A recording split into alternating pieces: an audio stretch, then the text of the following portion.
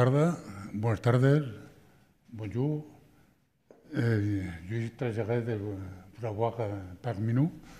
Estic molt content de tenir les persones que avui participen en aquesta sessió que promete ser especialmente interesante. Es un tema que como mediterráneos nos toca muy de cerca. Entonces, quería agradecer una vez más al Instituto Europeo de la Mediterránea, que en colaboración con el Club de Roma y con la Fundación La Caixa venimos organizando estos ciclos desde hace ya un par de años. Entonces, bienvenidos también todos ustedes. Y si me permiten, un pequeño inciso que es casual, pero que hoy resulta que es San Francisco de Asís.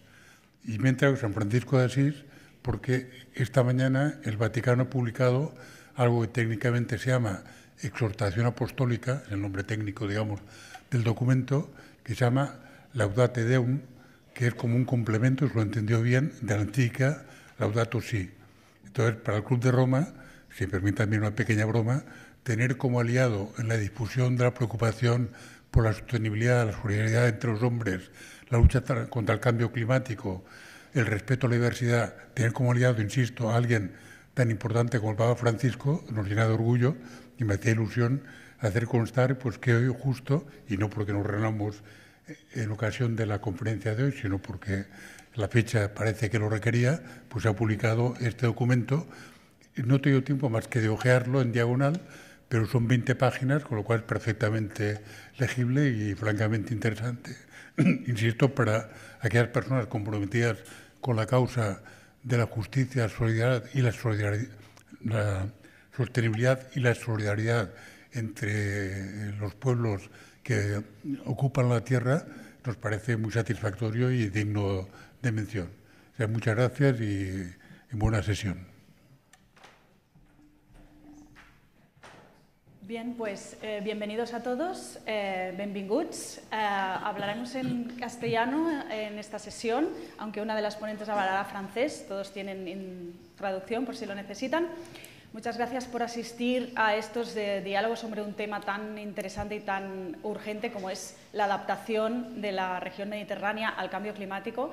En concreto, como saben, esta sesión la dedicaremos a uno de estos efectos, que es el aumento del nivel del mar, que no sé si saben que es uno de los impactos de la emergencia climática que ya es irreversible. Hagamos lo que hagamos, el mar seguirá creciendo. Lo único que puede variar en función del CO2 que sigamos emitiendo es si esta crecida será de unos centímetros o será de metros. Es lo que advertían hace 2 años los científicos del IPCC, que como saben es el panel intergubernamental del cambio climático que asesora a la ONU, en un estudio publicado en 2021, advertía de esta irreversibilidad. Según sus cálculos, en el escenario más optimista, que es aquel en el que empezamos ya a reducir las emisiones, cosa que parece que no estamos haciendo, las reducimos a la mitad en 2030 y llegamos al cero neto en 2050, que es lo que pide la ciencia que hagamos, pero ahora mismo parece todavía una utopía, pues en este escenario tan optimista el nivel del mar subiría a unos 30 centímetros a final de siglo. Pero si nos vamos al otro extremo, que es el que los científicos llaman el business as usual, que no estamos haciendo nada y seguimos emitiendo, esta subida a final de siglo sería 1 metro, pero más allá, en 2 siglos, podrían ser 7 metros incluso o más.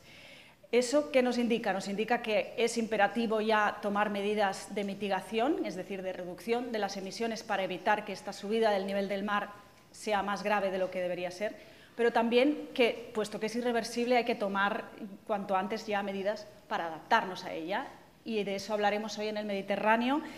El Mediterráneo no es una región especialmente en la que esta subida sea especialmente grave comparada con otras zonas del planeta. En el Pacífico, por ejemplo, hay islas que desaparecerán bajo el agua en cuanto superemos el 1,5 grados de calentamiento global, que los científicos ya pronostican para antes de 2040.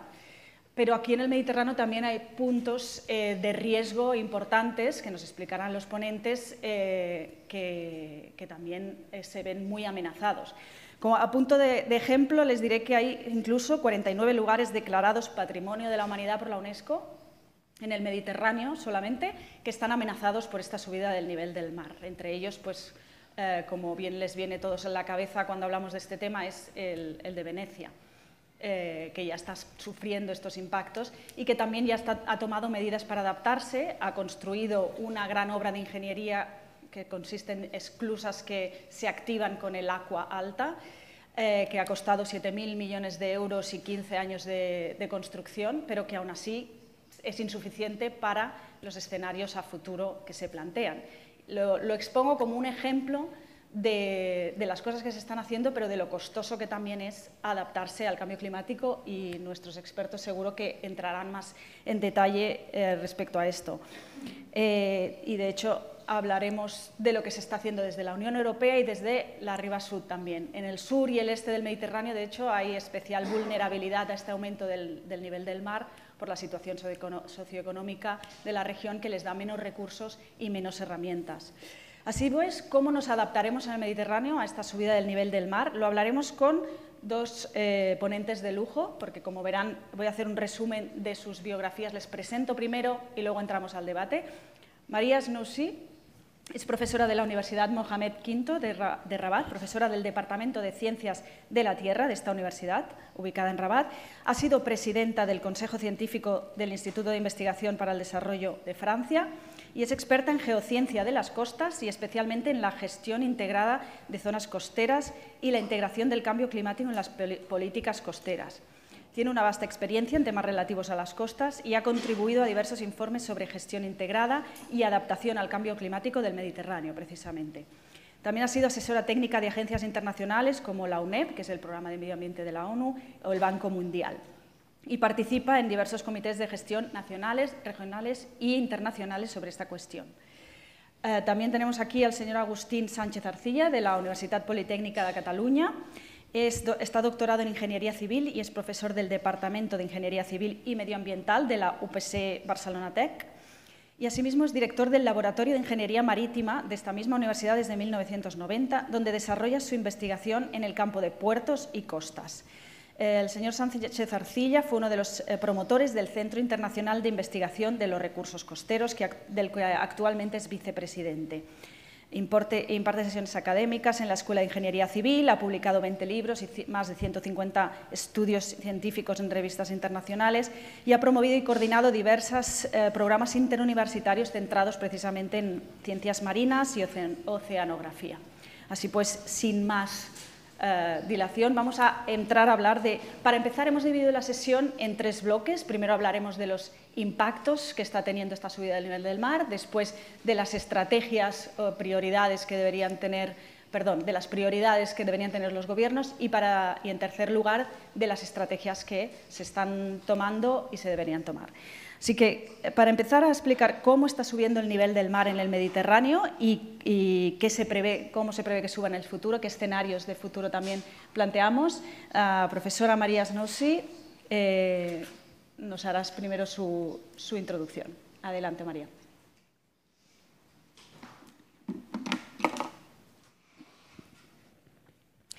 Ella parlarà en francès.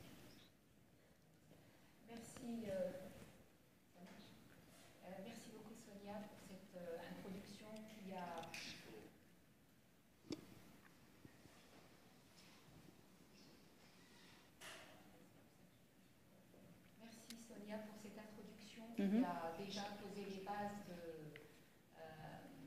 de la thématique d'aujourd'hui. Mais avant de commencer... Pardon. Mais avant de commencer, je voudrais quand même remercier l'IUMED, le Club de Rome et la Caixa Fondation de m'avoir invité pour échanger avec vous, pour partager quelques connaissances. Et la thématique est vraiment opportune en ce moment. On parle beaucoup de l'élévation du niveau de la mer. Mais avant de commencer, je voudrais rappeler que contrairement aux autres caractéristiques du climat, telles que les températures et les précipitations, l'élévation du niveau de la mer va continuer à augmenter pendant des siècles, voire des millénaires, même si on arrive à stabiliser les températures moyennes mondiales. Donc c'est dire que l'adaptation à l'élévation du niveau de la mer, il faut la faire maintenant. Elle est vraiment cruciale pour les littoraux, notamment de la Méditerranée, parce que vous savez qu'en Méditerranée, il n'y a pas de marée très importante, on a quelques centimètres de marnage, et donc on s'est habitué à construire très très près de la côte. Donc on est vraiment très proche de la côte, et étant donné qu'avec le changement climatique, il va y avoir une intensification des tempêtes météo-marines, il va y avoir des risques pour tout ce qui est infrastructure côtière, pour les populations côtières qui sont de plus en plus condensées ou densifiées au niveau du littoral. Et pour cela, il faut absolument commencer à réfléchir, à repenser nos planifications côtières, comment on peut gérer la planification côtière avec le changement climatique et l'élévation du niveau de la mer qui continue à s'intensifier. Donc, en Méditerranée en particulier, toutes les observations, qu'elles soient avec des marégraphes ou maintenant avec les satellites altimétriques, montrent que cette élévation est en train de s'accélérer. Elle était, disons, de 1,4 mm pendant le XXe siècle et maintenant elle est de 4 mm par an et elle va continuer à s'accélérer, pouvant atteindre jusqu'à 1,1 ou plus mètres à l'horizon 2100. Si, avec un scénario, disons, de réchauffement climatique de 3 degrés Celsius. Mais ce scénario, d'après les scientifiques, il est très optimiste, parce qu'il semblerait que l'élévation du niveau de la mer va continuer encore plus et plus rapidement, avec parce qu'avant, on considérait surtout la dilatation thermique, c'est elle qui était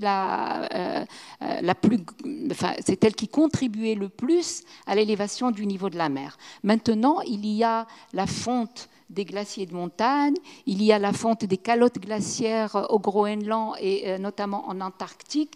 Et donc, si on considère le scénario de cette fonte rapide de ces glaces, eh ben, on arrivera à des scénarios vraiment, je ne veux pas faire du catastrophisme, mais on arrivera à des élévations beaucoup plus importantes qui auront des impacts potentiellement dévastateurs sur les littoraux.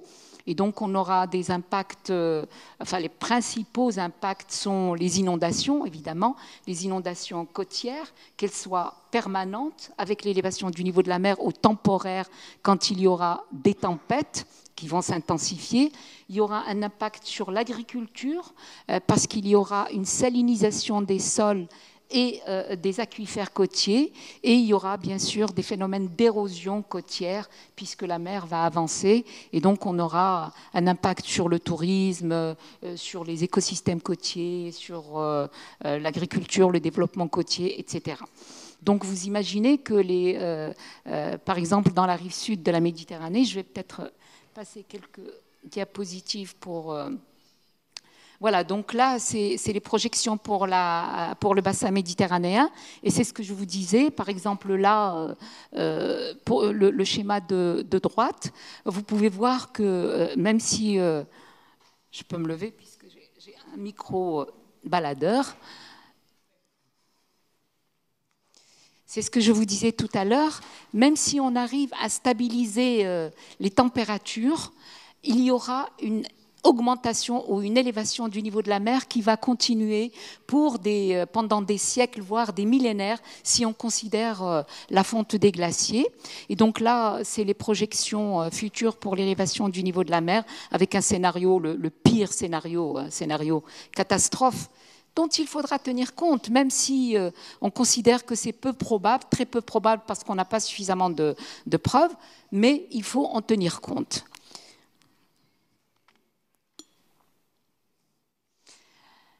Oui, c'est ce que je vous disais. Donc, les principaux impacts sont les inondations, la salinité, enfin l'intrusion saline, l'érosion et la perte d'habitat côtier. Pourquoi la perte d'habitat côtier? Parce que les habitats côtiers, comme par exemple les zones humides côtières, les lagunes, les marais salants, vont se trouver coincés entre tout ce qui est construit, c'est-à-dire les villes côtières qui sont en train de se rapprocher de la mer et de se densifier, et la mer qui monte. Donc, elles ne peuvent plus migrer ou s'adapter, évoluer pour reculer et s'adapter parce qu'il n'y a plus de place.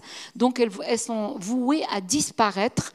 Et là, avec toutes les conséquences, parce que ce sont elles nous fournissent des services écosystémiques gratuits. Donc, si elles disparaissent, on n'aura plus les services de protection, les services de régulation, etc. Je pense que le professeur Agostino en parlera plus en détail avec des exemples concrets. Alors, Sata et ses collaborateurs ont utilisé un indice de risque côtier pour la Méditerranée. Et donc, comme vous pouvez le voir, tous les points rouges et oranges sont des zones à risque extrêmement élevé à élevé. Donc, on voit plein de petits points tout le pourtour de la Méditerranée qui sont des zones vraiment très à risque de côtier, à savoir l'inondation, l'érosion, etc.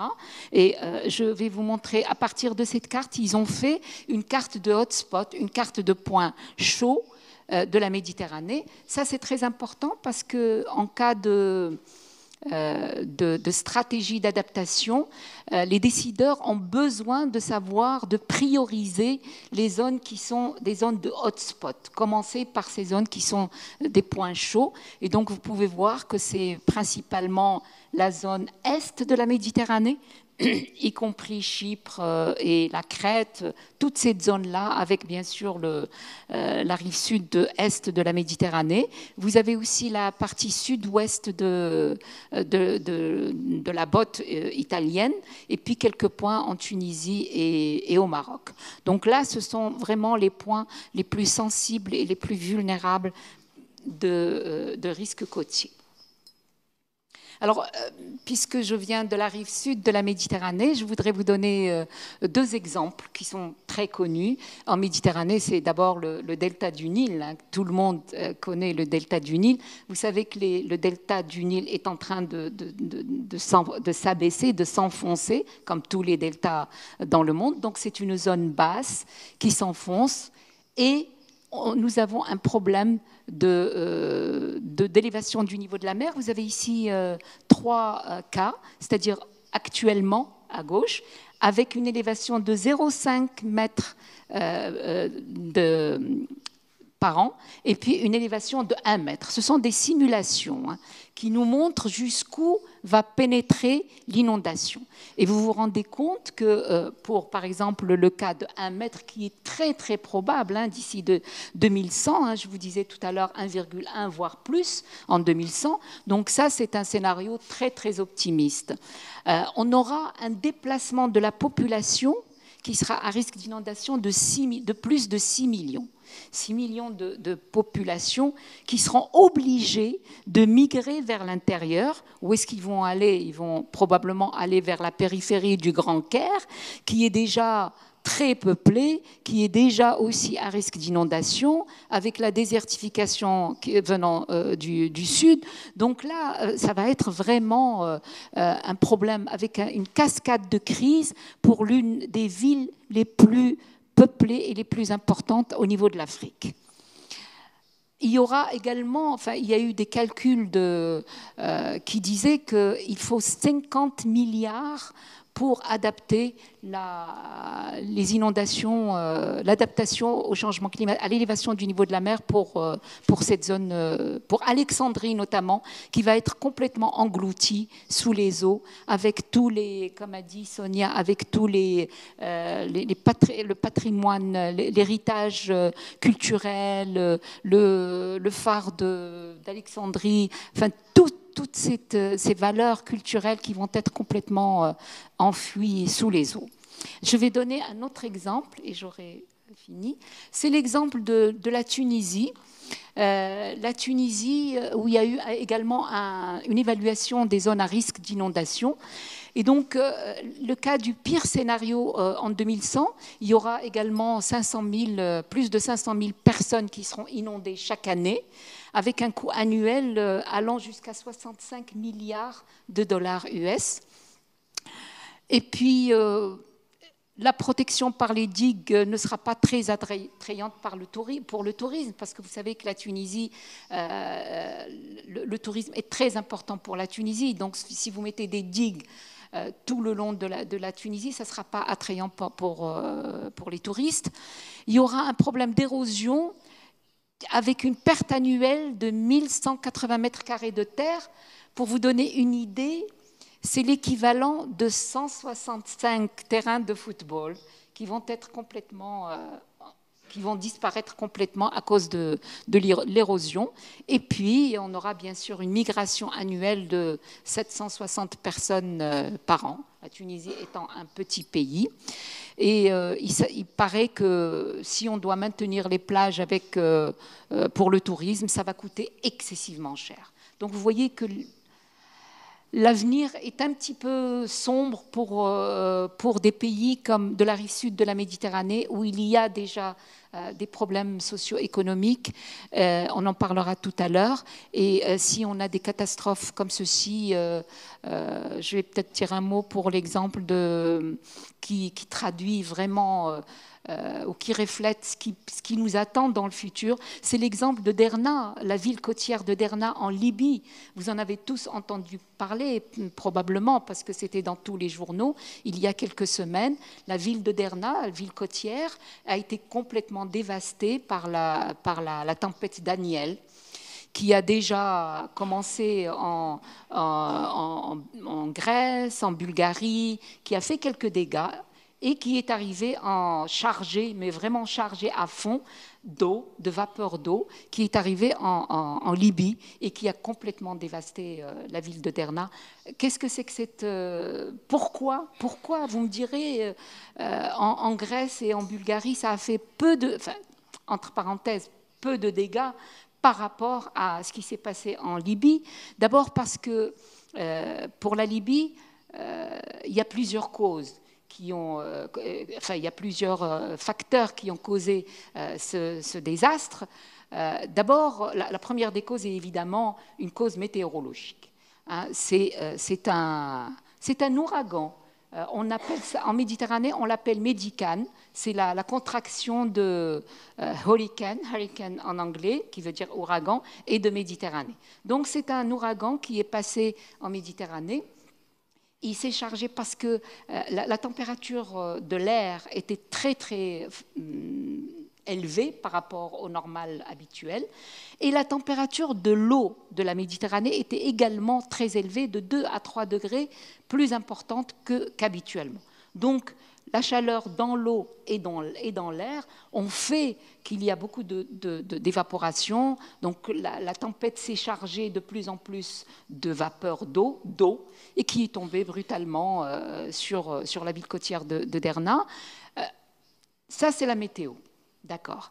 Mais il faut reconnaître aussi qu'il y a d'autres facteurs socio-économiques qui ont fait qu'il y a eu autant de morts, des milliers de morts, parce que... Vu la situation politique de la Libye, cette instabilité politique, vu qu'il y a peu de maintenance, par exemple des barrages ou des grandes infrastructures, parce qu'il y a eu 2 barrages qui ont cédé sous la pression de l'eau et qui ont augmenté la catastrophe, parce qu'il faut avoir les moyens, il faut un suivi, une surveillance, il faut une gouvernance, il faut beaucoup de facteurs dont on parlera tout à l'heure pour justement rendre nos côtes et nos littoraux plus résilients à ce phénomène dévastateur. Je vais arrêter là peut-être.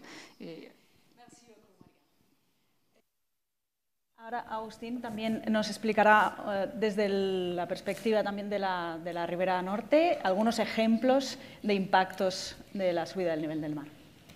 Y después ya pasaremos a las prioridades y las estrategias. Ah, sí. D'accord. Ça devrait aller. ¿Ça va? Sí. Oui, ça marche. Bueno, muchas gracias a los organizadores también por invitarme a estar aquí. Merci beaucoup Marie pour votre présentation, très intéressante, inspiratrice. Yo os iba a hablar de el efecto que tiene el nivel del mar, y me voy a saltar esta primera porque ya lo ha presentado la profesora Snoussi. Simplemente quería indicaros que la subida del nivel medio del mar normalmente aparecía, según el IPCC, hasta el año 2100, pero ahora está empezando a aparecer hasta el año 2150 y 2300. Esto es porque muchas de las decisiones que tomamos en la zona costera no son solamente para 75 años, que es lo que nos queda al 2100, sino que van bastante más allá. Además, estos valores del IPCC son valores medios, que son del orden de hasta 1 metro. Si cogemos los valores extremos, llegamos hasta casi los 2 metros. No proyectamos nuestros edificios para los valores medios, ni los puentes, ni nada. Lo proyectamos para los valores extremos. Y para el nivel del mar no lo estamos haciendo así. Y luego, además, estamos muchas veces usando valores medios para todo el planeta. Y, hombre, es muy costoso todo, y yo, si quiero adaptar mi puerto o mi playa, es mejor que tenga escenarios regionalizados. Es decir, ¿qué pasa delante de, no podemos decir exactamente Barcelona o Tarragona, pero sí de todo el Mediterráneo occidental?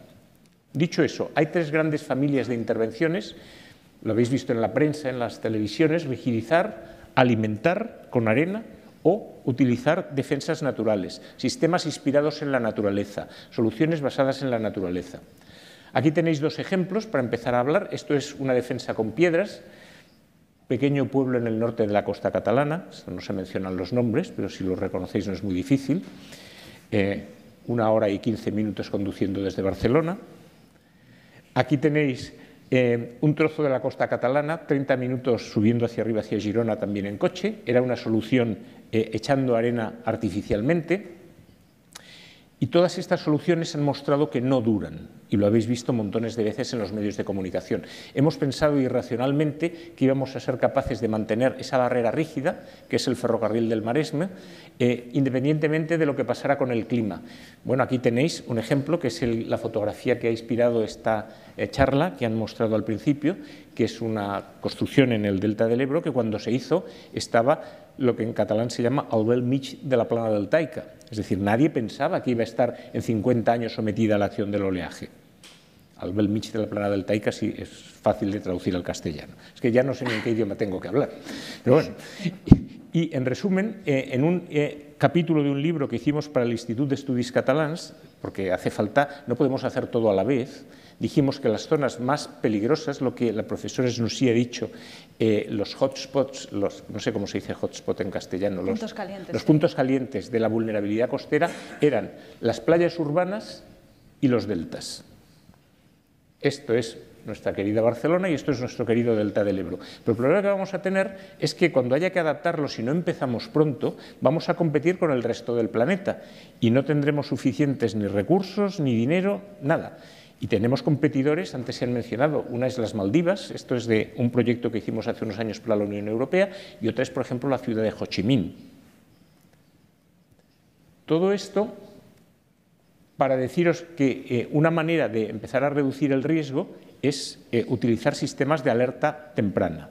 Estos sistemas de alerta temprana, no funciona la animación, os predicen con hasta 7 días de anticipación cómo va a ser el oleaje, el nivel del mar y las corrientes. No es ciencia ficción, no es Minority Report, como les dije a mis alumnos cuando se lo presenté la primera vez. Los puertos españoles, en este caso Barcelona y Tarragona, con unos modelos que han desarrollado varios grupos de universidades, entre ellos nosotros, ya están utilizando estos sistemas de previsión para tomar decisiones. Pero es que los practicantes del surf, nuestros hijos o nuestros nietos, ya utilizan esos mismos sistemas, pues se llaman de otra manera, pero para decidir a qué playa van a practicar la vela, el surf o la natación. Todo eso existe y, curiosamente, en los puertos se aplica y se toman decisiones y en las playas no. Luego, en el debate, si queréis, podemos hablar del porqué, porque es una explicación muy de perogrullo.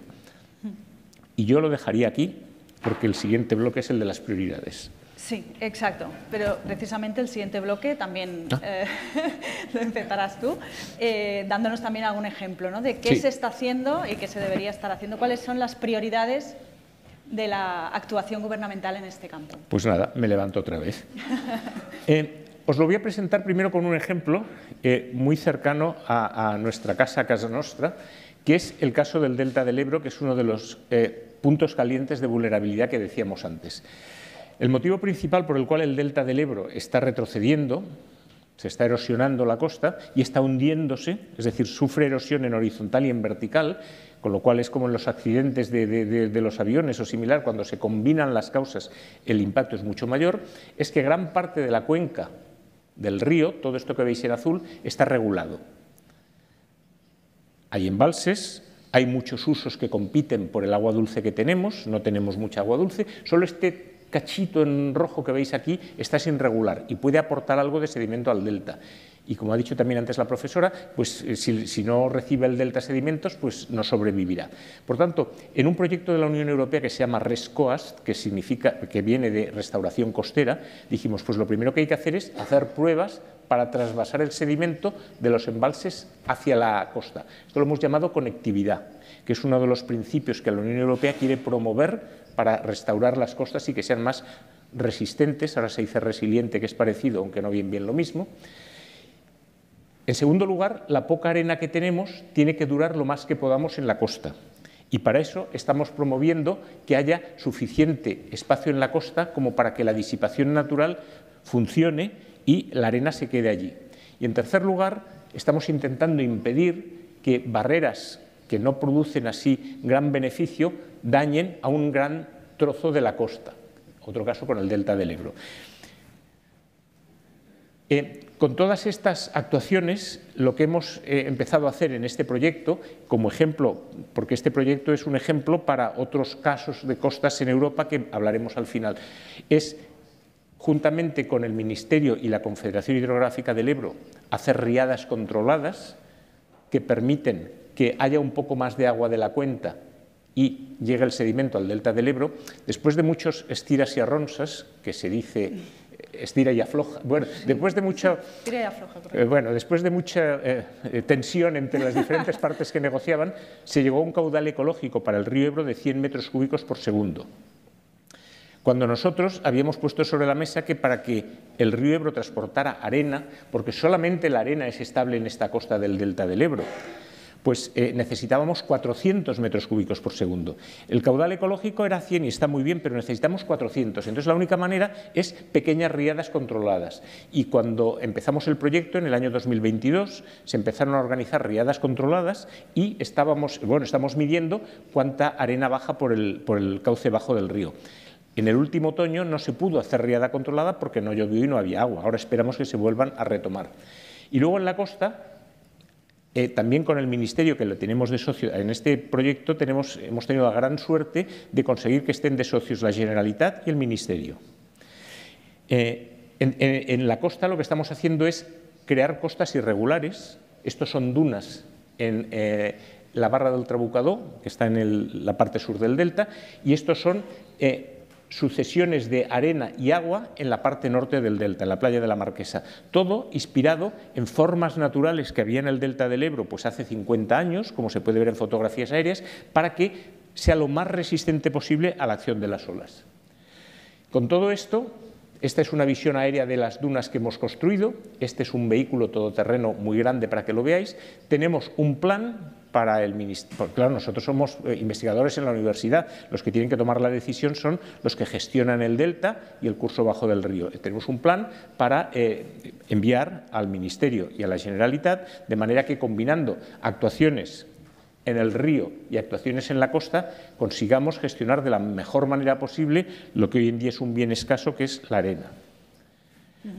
Y a mí me surge una pregunta relacionada, porque acaba de publicarse hace poco una ficción que dice que la isla de Buda del Ebro será la primera isla en desaparecer bajo el agua en Europa, en todo el Mediterráneo, afirman. ¿Eso es así? Muy posiblemente si no se hace nada, porque esto está en una zona que corresponde a la antigua desembocadura del río Ebro, que se llamaba la Gola de Levante, y esa Gola de Levante es la que se está erosionando más rápidamente. De hecho, lo ponemos como ejemplo, este es un ejemplo extremo, el promedio en los últimos 50 años es de 40 metros de retroceso al año. 40 metros cada año es muchísimo. Es decir, cada año que pasa y no hacemos nada, estamos perdiendo una parte importante de territorio. Por eso, si continuamos con el business as usual, ya nos estamos comprometiendo con un destino que a lo mejor no es el que queremos para el delta. Correcto. Y desde en la otra orilla del Mediterráneo, en la parte sur, la profesora Snousy nos va a explicar también las prioridades. ¿Qué están haciendo los gobiernos? ¿Qué están haciendo para adaptarse y qué deberían estar haciendo y cuáles son las zonas de mayor atención?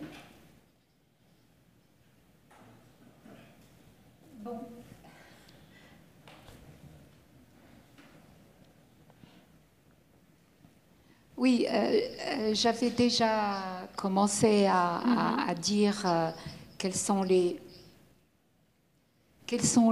défis qui concernent la rive sud de la Méditerranée, parce que les politiques d'adaptation sont caractérisées par une asymétrie entre le nord, le sud et l'est, une asymétrie sur le plan, non seulement sur le plan environnemental, mais surtout sur le plan socio-économique. Et donc, pour faire de l'adaptation, il faut des moyens. Il faut des moyens financiers, mais il faut aussi des capacités institutionnelles qui permettent de mettre en œuvre les stratégies d'adaptation. Donc, il y a, pour cela, pour renforcer la résilience des littoraux et des communautés des pays en développement, il faudrait d'abord impliquer, il faudrait d'abord mettre en contact les décideurs et les scientifiques. Il faut engager la science avec les décideurs, parce que quand on parle de changement climatique, on est dans des scénarios à long terme, 2050, 2100, alors que les décideurs politiques, ce sont des élus qui sont élus pour une période de 5 ans. Donc les échéances électorales et du changement climatique sont complètement différentes. Et donc il faut, quand on pense à des stratégies d'adaptation, il faut impliquer, mettre autour de la table les décideurs et les scientifiques, parce qu'on travaille dans un contexte d'incertitude, on fait des scénarios.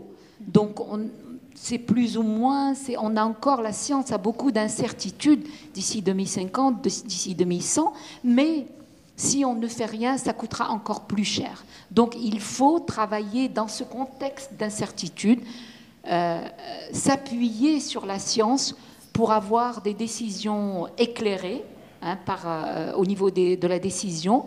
Et il faut impliquer aussi les citoyens et toutes les parties prenantes. Et pour cela, par exemple, au niveau de toute la Méditerranée, il faut, pour renforcer la résilience, il faut de la coopération. Il faut la solidarité nord-sud. Il faut de l'équité aussi, pour impliquer aussi le genre, les femmes, les personnes les plus vulnérables. Et il faut également le partage des connaissances, le partage des expériences, pour qu'on puisse également, au niveau de la rive sud de la Méditerranée, capter ces expériences et voir si on peut les appliquer chez nous. Mais au niveau de l'adaptation, comme l'adaptation se fait vraiment à l'échelle locale, il faut tenir compte de toutes les caractéristiques socio-économiques. Il faut intégrer même les problématiques de la vulnérabilité. Parce que quand on parle de risque, qu'est-ce que c'est que le risque? Le risque, c'est une combinaison de l'aléa climatique, enfin de tout ce qui est météorologique, climatique, mais aussi de la vulnérabilité. Il faut tenir compte de l'exposition, de la vulnérabilité pour considérer le risque et s'adapter de manière proactive. Parce que qu'est-ce qu'on fait? Généralement, on réagit. Généralement, on a des stratégies réactives, c'est-à-dire post-catastrophe. Par exemple, dans les pays de la rive sud, on n'a pas cette culture du risque. On n'a pas, c'est-à-dire qu'on réagit toujours après la catastrophe. Et après la catastrophe, ça coûte toujours beaucoup plus cher que se préparer bien à l'avance de manière anticipative. La Banque mondiale elle dit que si on investit $1 dans la résilience des infrastructures dans les pays en développement, ça rapporte $4, 4 fois plus en termes d'avantages économiques. Donc, c'est dire qu'il faut investir dans la résilience parce que ça nous coûtera beaucoup moins cher qu'une fois que la catastrophe est déjà là. Et quand il y a des vies humaines, ça, c'est irrécupérable. Sí, merci beaucoup. Esto me hace adelantar una pregunta que quería hacer más tarde. Mi francés es demasiado malo para intentarlo, así que voy a seguir con el castellano. Me hace adelantar una pregunta que tenía para más tarde, pero antes de pasar a las estrategias, es la cuestión precisamente, ¿no?, de toda la inversión, como decías, que hace falta para estas políticas de adaptación. En las negociaciones climáticas a nivel global, en las cumbres de la ONU que se hacen cada año, las COP, siempre hay una petición recurrente de los países del sur de más financiación climática para la adaptación. Ahora hay una promesa sobre la mesa de 100.000 millones de dólares anuales que deberían aportar los países ricos para ayudar a los países en vías de desarrollo a combatir el cambio climático en general. Esta cifra no se ha conseguido alcanzar, la promesa no se ha cumplido todavía, pero del dinero que sí hay sobre la mesa, la mayoría todavía va destinado a ayudar a los países en vías de desarrollo a reducir emisiones, a las políticas de mitigación que le llaman. Pero para ellos la urgencia, sobre todo, es la adaptación, más cuando suelen ser países que no han contribuido al calentamiento global, que han hecho muy poco y están sufriendo más el impacto y, como decía María, son más vulnerables a estos impactos. Y hay siempre esa negociación en que los países ricos no están haciendo suficiente y la financiación para adaptación no llega. Aquí en el Mediterráneo también se da esta dinámica, supongo, de que no están llegando las ayudas, se está priorizando todavía las ayudas a reducción de emisiones y no tanto a la adaptación, y no existen vías o flujos financieros adecuados para estas políticas, si son todavía demasiado reactivas, como decías. Sé que no hay cifras concretas, no hay un estudio que lo comentábamos antes, pero sí estas dinámicas se reproducen en el Mediterráneo y cómo se podría afrontar este reto para dar justicia climática en el nivel financiero. Y lo pregunto a los dos si tienen alguna respuesta. Oui, justement, c'est ça ce qui a mené le terme de justice climatique et les pays du Nord se sont engagés, mais ils n'ont pas tenu leurs promesses. Ça fait plusieurs COP. À chaque fois, je vous disais tout à l'heure, Alexandrie nécessite 50 milliards à elle seule pour s'adapter. Donc, les pays, par exemple en Afrique, l'adaptation, les coûts de l'adaptation à l'élévation du niveau de la mer pourraient coûter jusqu'à entre 5 et 10% du PIB des pays. Donc vous vous rendez compte, ça c'est énorme, alors qu'ils ont d'autres priorités de développement que le changement climatique, ils sont confrontés à la sécheresse, à l'insécurité alimentaire, à la santé, donc il y a d'autres priorités de développement et on ne les aide pas et ça c'était des promesses qui n'ont pas été tenues et c'est normal que les pays du Nord qui normalement... Je dis normalement parce qu'il y a d'autres pays émergents qui polluent beaucoup plus, mais les pays les moins avancés, c'est ceux qui payent le tribut le plus lourd en matière de changement climatique en général, et ils ont besoin d'adaptation. Et donc là, il y a plusieurs programmes, le Fonds vert pour le climat, le Fonds d'adaptation. C'est tellement compliqué. Moi, je sais qu'au Maroc, il y a eu beaucoup d'ateliers, de formation, juste pour savoir comment présenter un dossier pour obtenir un financement d'adaptation au changement climatique. Donc, parfois, il n'y a pas la capacité. Il faut renforcer la capacité des institutions déjà pour présenter des dossiers et avoir accès à ce financement. Donc, le problème, c'est que les financements ne sont pas là, mais même s'ils sont là, il n'y a pas la capacité des pays à utiliser ces financements ou à les demander. Donc il faut en parallèle disposer de financements, mais aussi savoir les demander pour y accéder. Voilà. D'accord. ¿Quiere añadir algo al debate sobre la financiación para estas políticas de adaptación? Yo no necesito... No, ya funciona, ça marche. Sí, para acercarnos a... Estoy bien de acuerdo con lo que se ha dicho. Para acercarnos a la justicia climática, que es muy complicado, primero de definir qué es la justicia climática y luego acercarnos a ella, nosotros en los proyectos que trabajamos primero analizamos la atribución. Les lo pondré con un ejemplo. Los pobres habitantes de las islas, lo podría poner también con el río Ebro y su delta, pero es mejor un ejemplo más neutro, las Islas Maldivas. Los pobres habitantes que están allí viviendo están experimentando una subida del nivel medio del mar acelerada y, si sigue así, van a tener que irse de su isla, cuando ellos lo que contribuyen a los gases de efecto invernadero es despreciable. Entonces, ¿quién debe pagar? En el proyecto que nosotros hicimos les recomendamos lo mejor que se nos ocurrió, que es levantar el nivel de la isla dentro de lo que se pueda, con material de derribos, con arena, con tierra, para ir edificando las casas un poco más altas de lo que están. Pero ¿quién tiene que pagar eso? Los habitantes de las Maldivas, como ejemplo, que no han contribuido apenas al calentamiento global y que están sufriendo sus efectos, o deberían pagar esas obras los países que más contribuyen. Pues no es nada fácil. Por eso la atribución es como lo que se dice en catalán, bueno, lo diremos en castellano, cuando nos tocan el bolsillo, pues nadie quiere que le atribuyan a él la responsabilidad. Ahí está el tira y afloja también entre los países, pero bueno, parece bastante claro de quién es la responsabilidad. Ahora pasamos, antes de pasar a las preguntas, a las estrategias concretas, porque más o menos se han mencionado ya algunas. Tenemos, así para hacer un resumen de estrategias concretas de adaptación, pues podrían ser los diques, los muros, la elevación, pero también la recolocación de poblaciones, quizá, las dunas que mencionabais.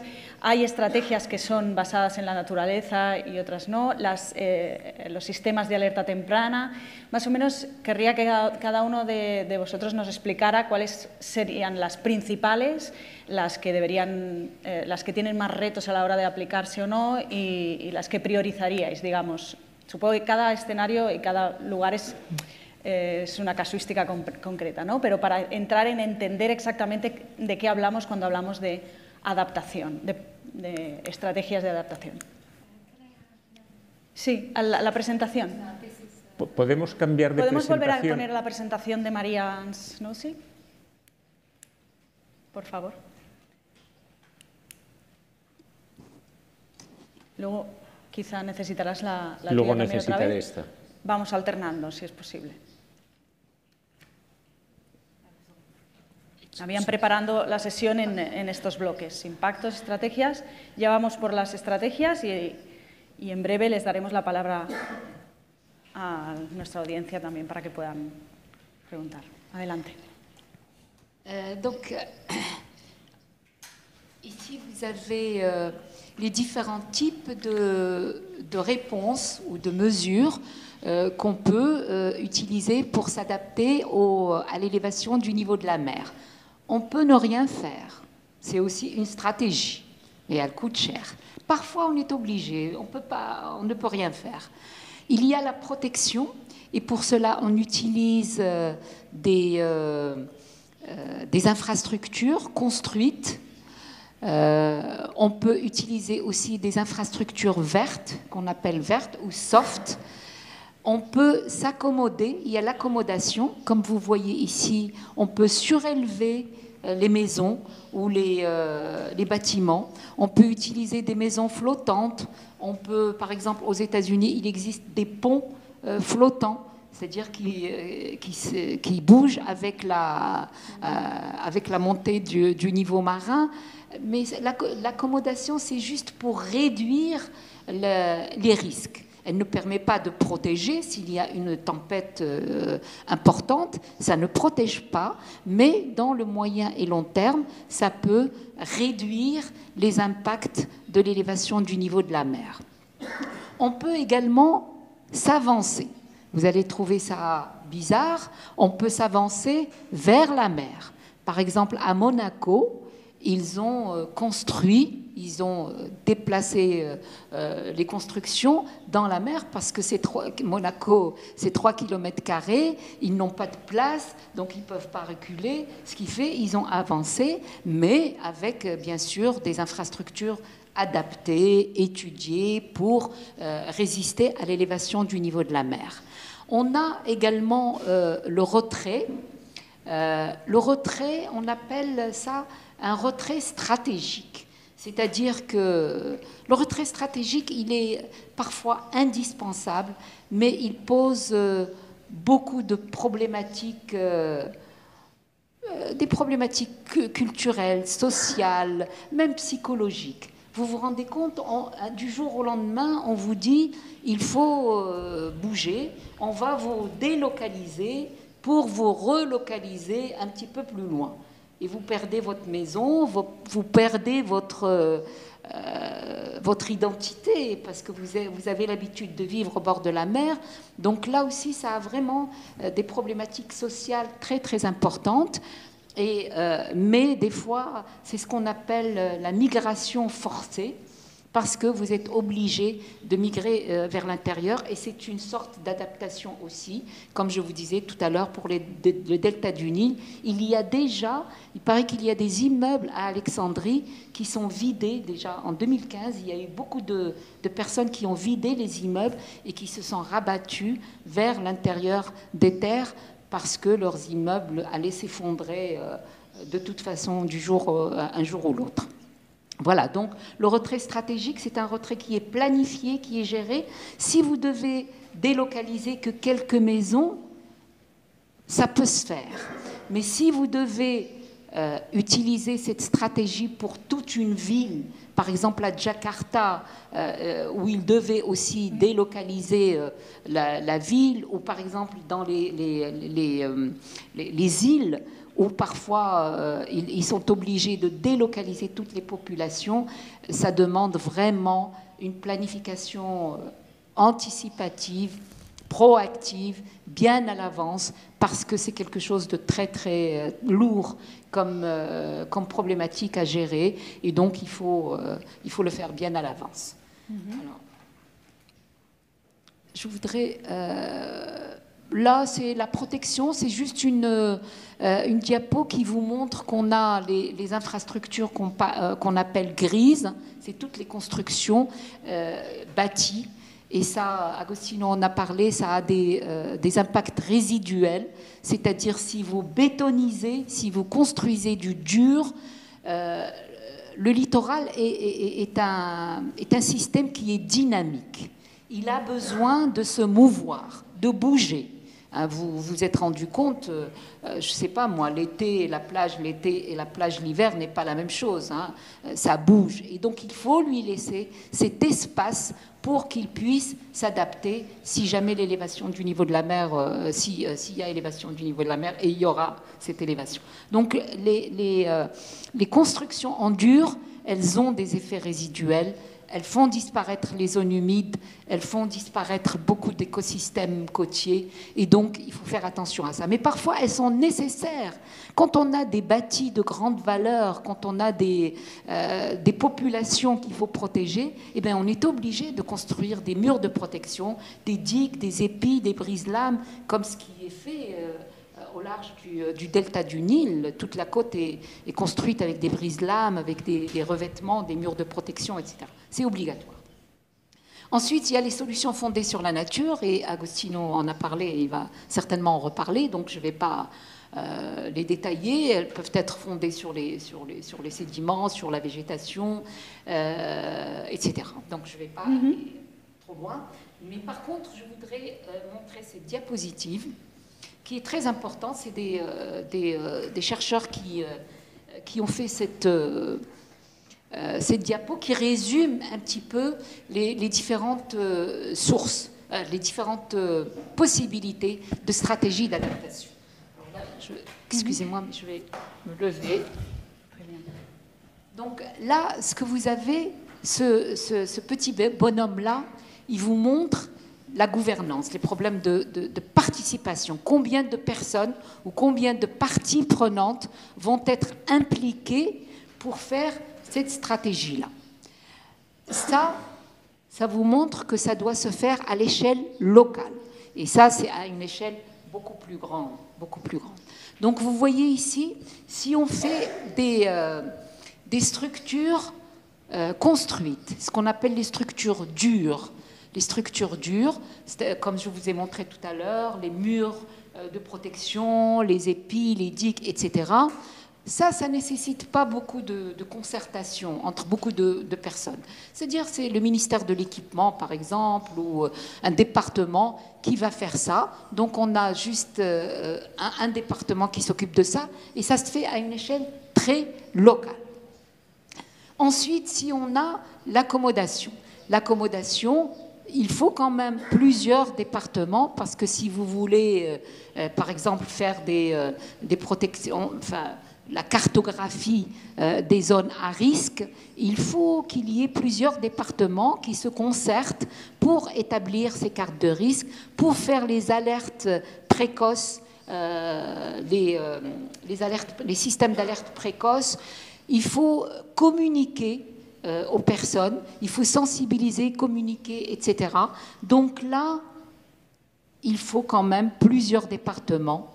Et ça se fait toujours à une échelle de commune, de municipalité, à une échelle un petit peu plus locale. Après, ça devient un petit peu plus compliqué. Nous avons les protections soft, les protections douces, parce que ces protections douces nécessitent de l'espace pour faire des protections comme, par exemple, reconstruire des dunes, ou remettre du sable artificiel sur les plages. Et bien ça, le beach nourishment, l'alimentation artificielle des plages ou les solutions basées sur les écosystèmes, ça nécessite un espace beaucoup plus important parce qu'on parle d'écosystèmes. Généralement, on parle de cellules sédimentaires ou d'écosystèmes parce que ce sont des phénomènes naturels et elles n'ont pas de frontières limites. C'est tout l'écosystème qui doit être considéré, donc à une échelle un petit peu plus grande, et ça nécessite quand même plusieurs parties prenantes, plusieurs partenaires pour faire ce travail.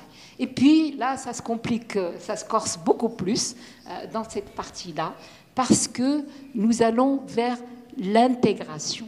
Il faut tout intégrer pour concevoir un nouveau modèle de littoral qui soit, par exemple, là je vous parlais du retrait planifié ou du retrait stratégique. Ça nécessite une échelle beaucoup plus grande, par exemple une région, et ça nécessite une gouvernance participative impliquant aussi bien les décideurs, les scientifiques, et y compris les citoyens, parce qu'ils doivent donner leur avis s'ils sont d'accord pour... Il y a beaucoup d'opposition, de résistance pour reculer vers l'arrière, et donc il faut les impliquer très tôt dans la planification pour qu'ils s'approprient le plan, pour qu'ils s'engagent eux aussi dans ces stratégies qui peuvent leur sauver la vie et leur bien aussi.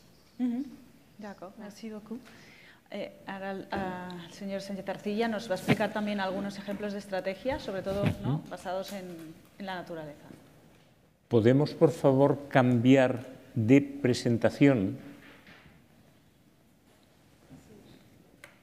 Sí, no. Très interesante. ¿Podemos, por favor, cambiar de...? Sí, pasamos de nuevo a la... Sí, están en ello. Ahí. Perfecto.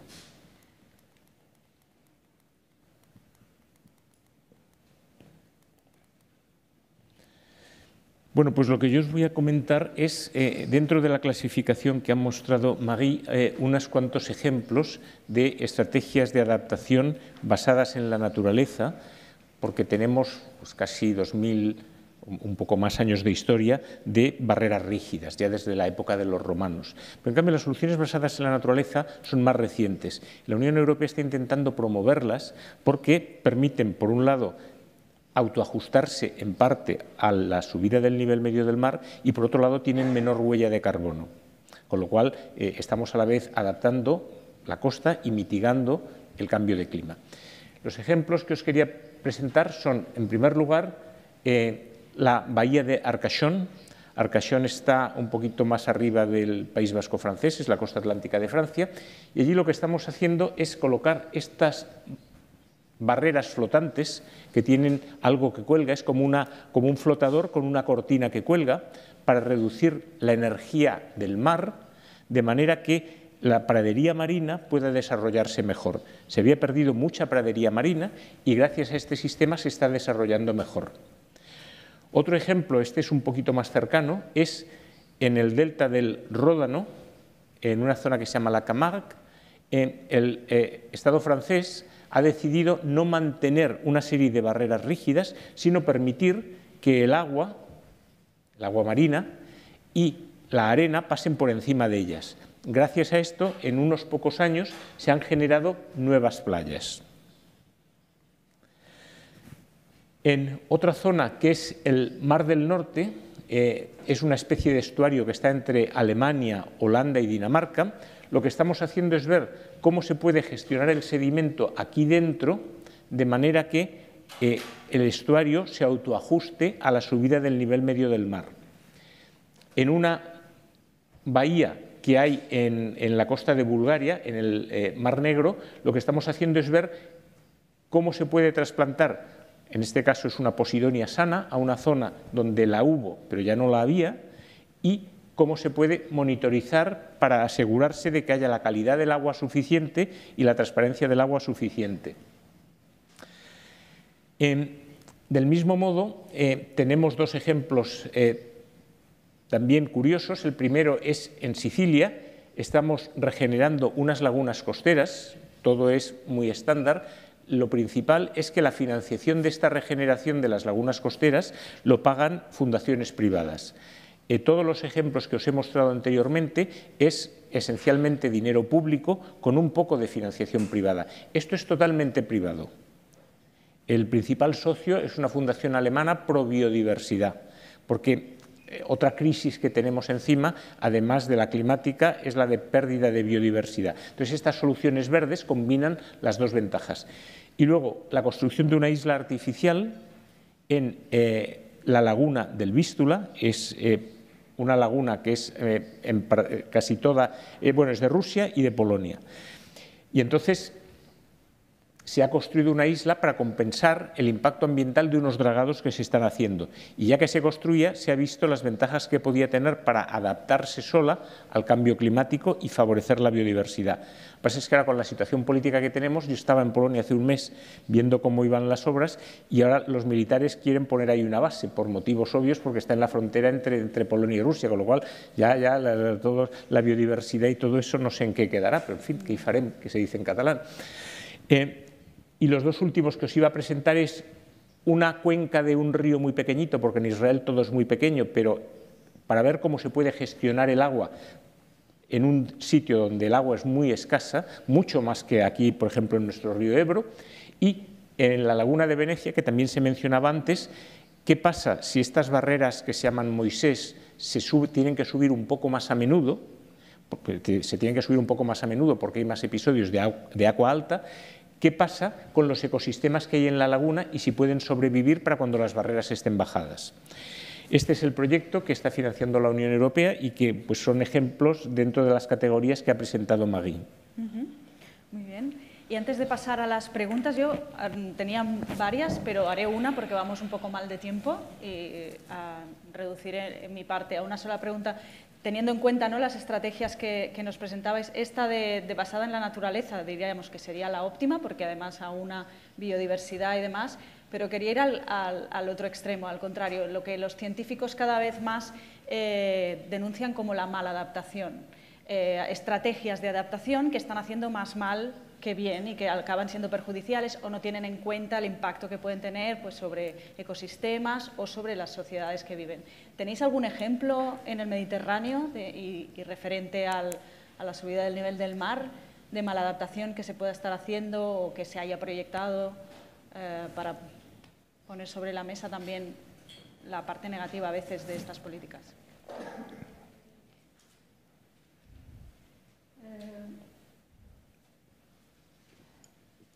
Je n'ai pas vraiment d'exemple typique de maladaptation, mais je dirais que tout à l'heure, j'ai dit que quand on fait des constructions en dur, parce qu'il y a eu une grosse tempête, on essaye de se protéger de manière rapide, mais c'est dans le court terme.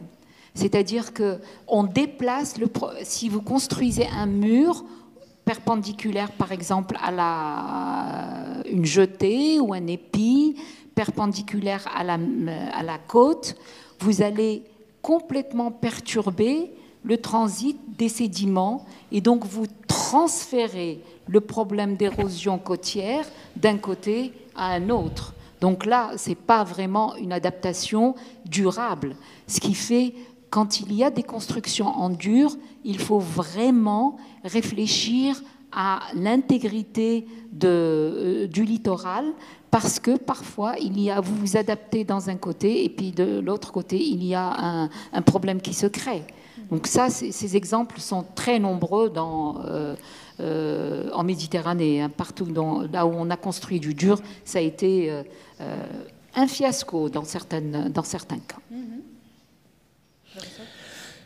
Bueno, por no ponerle el dedo a nadie de señalar mala adaptación, para mí un ejemplo muy bueno de mala adaptación es la no adaptación. Es decir, estamos aquí hablando de cómo adaptar nuestra costa, muy interesante, casi todo el mundo está de acuerdo, incluso en reuniones mucho más técnicas, pero luego, una vez que hemos hablado, nos vamos cada uno a nuestra casa y mañana seguimos con nuestra actividad.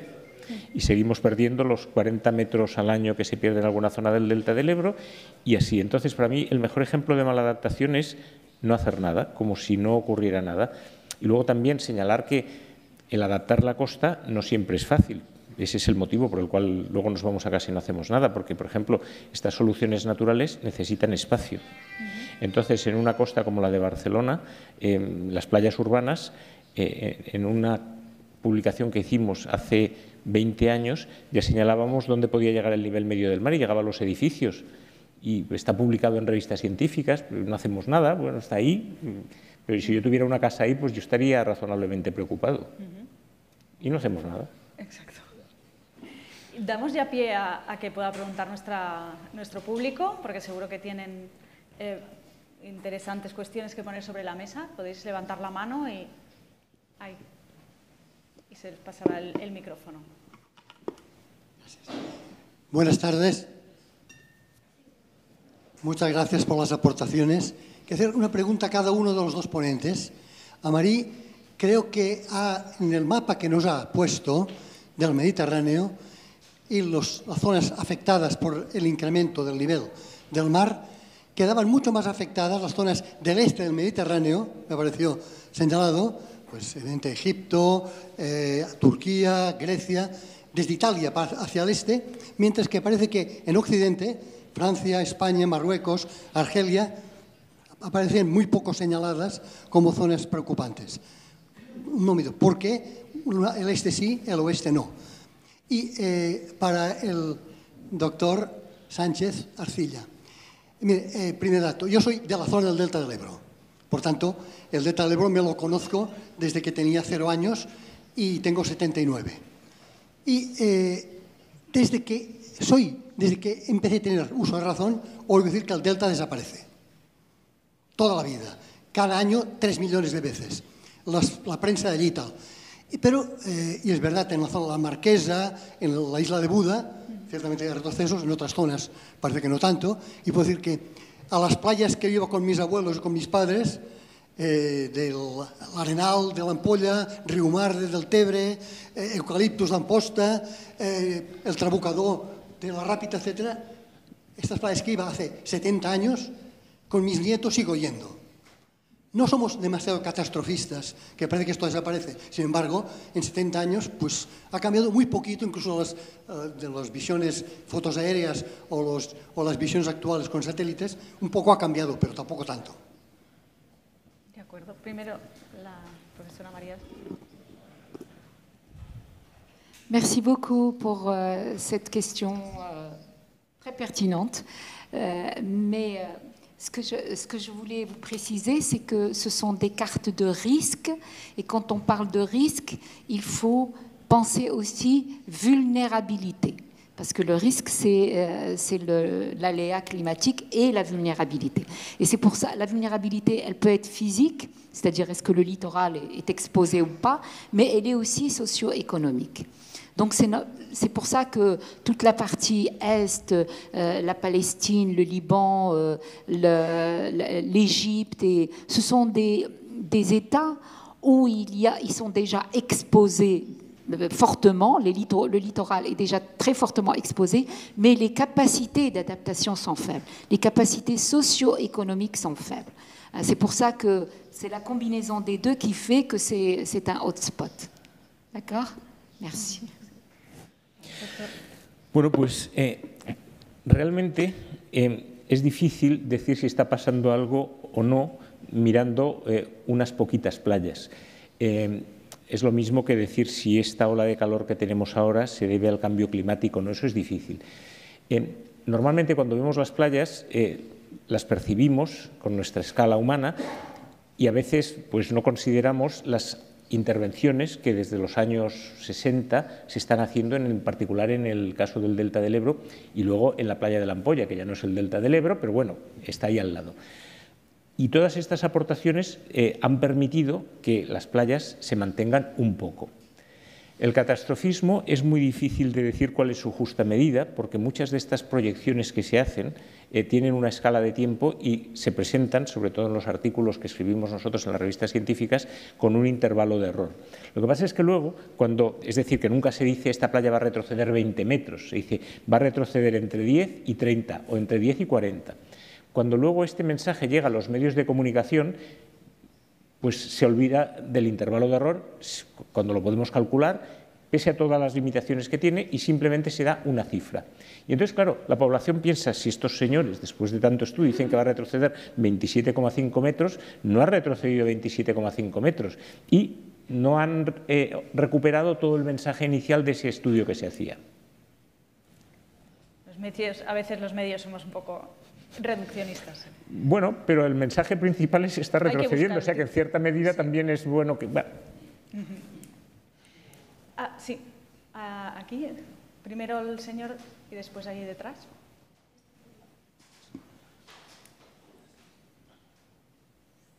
Muchas gracias por dos conferencias tan extraordinarias. ¿Se oye? ¿Sí? Sí. Dice la EMET, la Agencia Española de Meteorología, que si el agua del mar sigue calentándose, tendremos lo que ya experimentamos, veranos más largos, un otoño que parece una primavera. ¿Realmente el mar, al calentarse, puede influir en la temperatura terrestre? ¿Es un fenómeno que se está acelerando? ¿Puede responder cualquiera de los dos o los dos? Bueno, pues empiezo respondiendo yo. Sí, realmente se está acelerando. Se está acelerando lo que está subiendo la temperatura del aire con más lentitud, pero también se está acelerando lo que está... Cuando decimos acelerando quiere decir estamos normalmente comparando del 2000 al 2020 respecto del año 1960 al 1980. Porque una vez más, siguiendo con el ejemplo de antes, es muy difícil por un dato de un año decir si se está calentando el mar, la atmósfera. Se cogen datos de 20 años, aunque ahora la Organización Meteorológica Mundial ha dicho que incluso es más estable la estadística si se cogen rebanadas de 30 años. Pero los que nosotros hemos trabajado son 20 años y sí, si comparamos del 60 al 80, que sería la época en que empezó el desarrollo industrial un poco más así agresivo, con la década 2000-2020 se está acelerando la temperatura del agua del mar y la temperatura de la atmósfera. Y entonces el nivel del mar también se está acelerando. Cuando yo empecé a trabajar en esto teníamos un proyecto europeo hace 30 años sobre el destino de los deltas mediterráneos, porque ya decíamos que a lo mejor estaba amenazado. y empezamos a medir y el nivel medio del mar estaba subiendo en la costa catalana 1 milímetro por año. Bueno, pues éramos jóvenes, los aparatos no eran como los de ahora, decías, te estás equivocando, 1 milímetro por año, tú notas.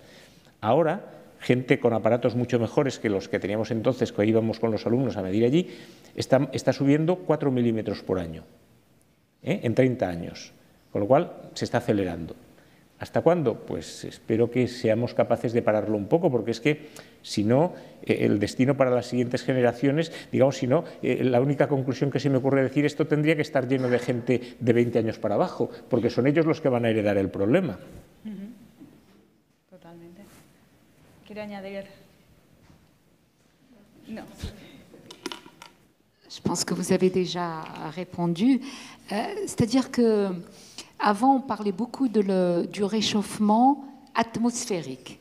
C'est-à-dire, on s'intéressait beaucoup à la température, à l'augmentation de la température de l'atmosphère. Maintenant, au niveau méditerranéen, on se rend compte que même les eaux profondes de la Méditerranée sont en train de se réchauffer. Et ça, c'est assez nouveau.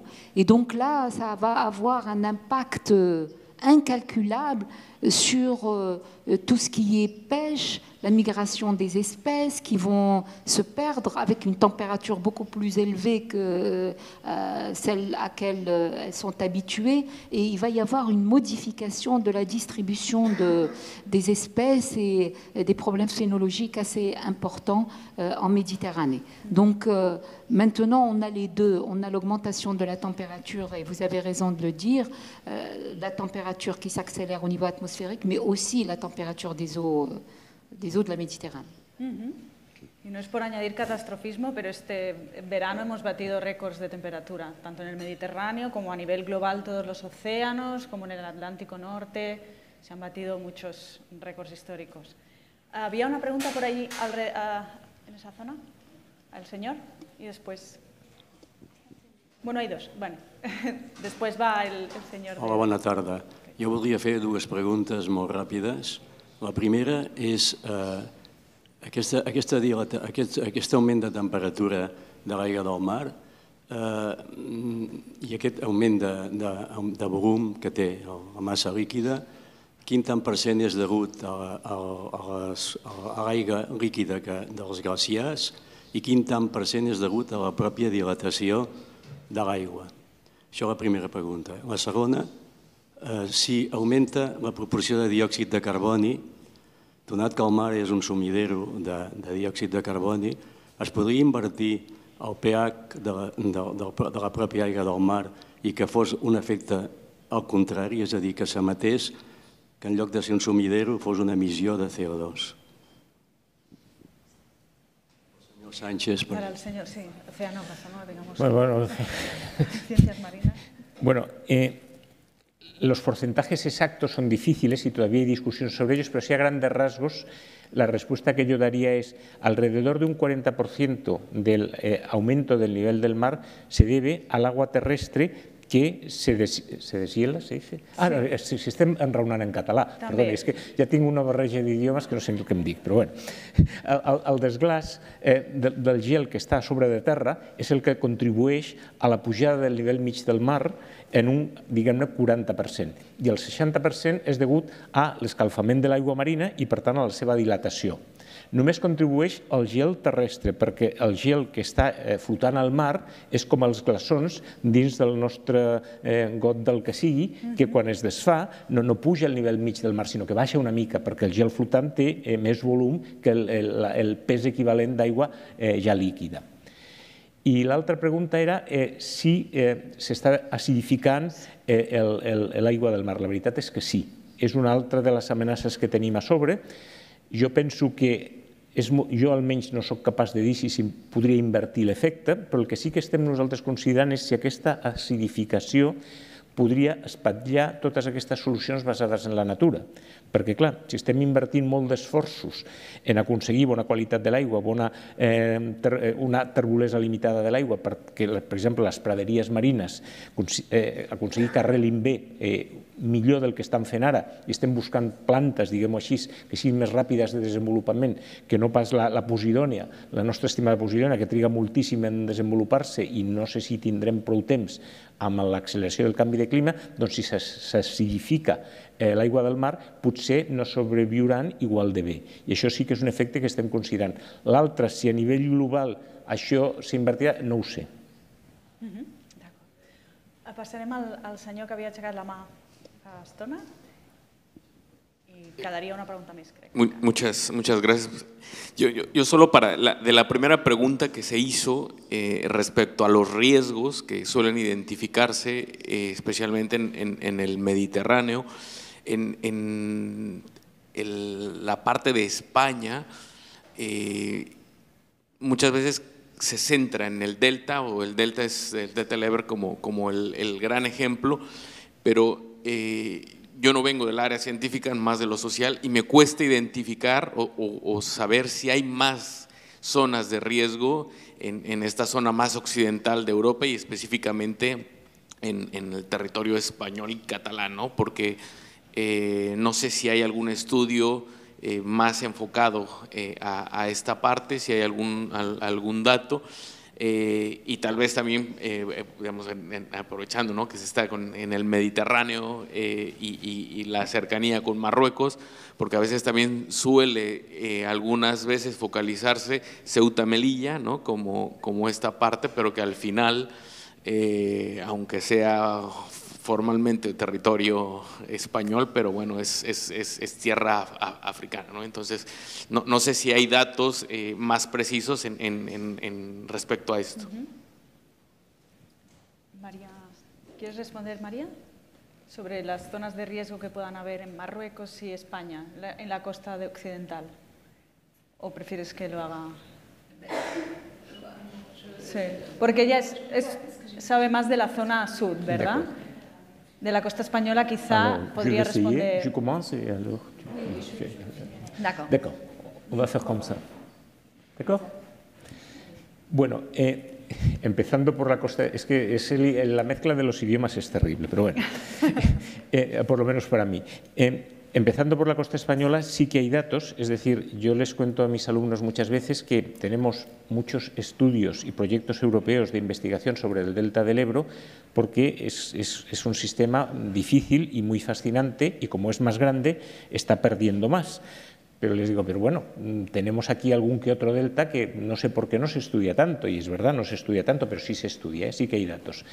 Por ejemplo, el delta del Llobregat, donde tenemos, pues no sé, nada, 200.000 personas viviendo allí o 300.000, nada, un aeropuerto, no tenemos nada.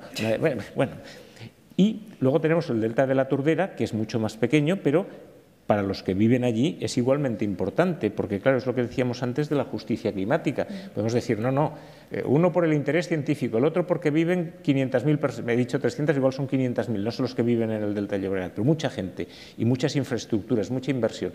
Pero el delta de la Tordera también merece ese estudio, y todos se han estudiado. Bien es cierto que no con el mismo nivel de detalle. Y simplemente como apunte para que se vea lo que es las soluciones naturales, la tormenta Gloria creó un nuevo pequeño delta en el delta de la Tordera, y ahí sigue. Es una aportación artificial de arena que hizo la tormenta con cero coste para el ser humano y cero huella de carbono. María. Oui, juste rapidement, par exemple au Maroc, nous avons un petit delta, la Moulouya, et le problème dans ces rivières, ce n'est pas tellement l'élévation du niveau de la mer ou le changement climatique. Nous avons plus des problèmes humains, d'activité humaine. C'est-à-dire qu'il y a eu des constructions de barrages. Au Maroc, on a beaucoup souffert dans les années 90 de sécheresses fréquentes et récurrentes. Et on était obligé de construire des barrages un petit peu partout sur les différentes rivières. Et par exemple, sur la Moulouya, il y a 2 grands barrages qui piègent pratiquement tous les sédiments qui sont amenés à l'embouchure du delta. Et le delta est en train de reculer. Il y a une érosion extraordinaire, surtout à cause des barrages. On ne voit pas tellement le problème de l'élévation du niveau de la mer, où ici ils sont combinés, c'est principalement les pratiques de l'homme, enfin les pratiques de barrage qui causent ce problème de recul du delta. Creo que tenemos tiempo para una pregunta más. Nos estamos pasando, pero había una mano levantada. Sí. Bona tarda, moltes gràcies a tots els ponents. Heu esmentat molt de passada el tema de la pèrdua de biodiversitat i heu parlat molt de l'afectació als habitants perquè el mar puja i els immobles, els habitatges es veurien afectats. Però aquesta pèrdua de biodiversitat jo crec que pot afectar també a l'alimentació de tothom, és a dir, tant dels que estan a prop del mar com que estan més endins. I em sembla que és també un punt important i això sobretot quan la doctora Snusi ha parlat que també s'està escalfant l'aigua profunda de la Mediterrània, és una cosa que m'ha cridat molt l'atenció, perquè és que què passarà amb l'economia i amb l'alimentació de les persones, no només de les ribes, no només de la zona costanera. Volen contestar? Sé que hi ha una sessió també prevista sobre l'adaptació a la pesca, en aquest diàleg n'hi haurà, però potser sí, però en el nivell de les costes potser sí que és veritat que no només hem d'adaptar les estructures humanes, sinó que hem d'intentar regenerar els ecosistemes costaners. També és adaptar-nos d'aquesta altra manera. Algun dels dos vol fer algun comentari al respecte?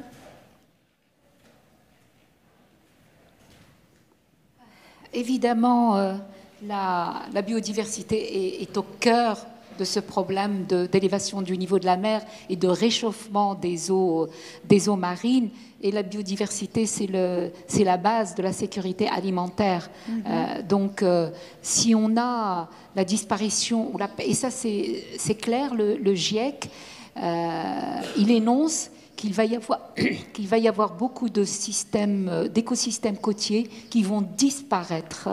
Et quand on dit écosystème, c'est d'abord la biodiversité de ces écosystèmes, parce que, par exemple, les lagunes côtières, ce sont des nurseries pour beaucoup d'espèces, ce sont des escales pour les oiseaux migrateurs, ce sont vraiment des zones où la biodiversité joue un rôle socio-économique très important pour les populations riveraines. Donc si on a la disparition de ces écosystèmes, évidemment, la biodiversité va en pâtir, et il y a déjà une quantification des pertes d'espèces. Alors, c'est très difficile des fois de faire la part de ce qui est activité humaine, pollution, notamment par les plastiques, etc., et le réchauffement climatique. Souvent, c'est tellement imbriqué qu'on ne voit pas la différence entre les deux, mais en tout cas, les deux font que la biodiversité est en train de s'éroder considérablement en Méditerranée. Bueno, pues sí, té tota la raó. Nosaltres el que estem intentant és lligar la biodiversitat amb la capacitat dels ecosistemes costaners per protegir la costa de manera natural. Estem considerant les praderies, estem considerant les maresmes i estem considerant les cadenes de dunes. I en alguns casos, com per exemple les badies del Delta de l'Ebre, estem analitzant també com els ultrapassaments des de la costa exterior del Delta cap a l'interior de les badies renova l'aigua, manté la temperatura, perquè hi ha hagut moltes pèrdues degut als pics de temperatura i als pics de concentració de substàncies diverses, tant per les instal·lacions d'aqüicultura que hi ha allà com pels organismes naturals, i és essencial per a la supervivència d'aquests ecosistemes mantenir la biodiversitat. De fet, cada vegada que anem a Europa a presentar el projecte aquest, alguns resultats ens enfatitzen molt. Tan important és l'adaptació de la costa com el manteniment de la biodiversitat. Molt bé, doncs moltes gràcies a tots, muchas gracias a todos, thank you very much, merci beaucoup. Seguim a la propera sessió, crec que és el 18 d'octubre, correcte? Seguirem parlant d'adaptació al canvi climàtic. 18? Perdona? Sobre agricultura, exacte, agricultura i després hi haurà alguna sessió sobre la pesca. Els esperem a tots, muchas gracias y un aplauso a nuestros estupendos ponentes, ha sido muy interesante.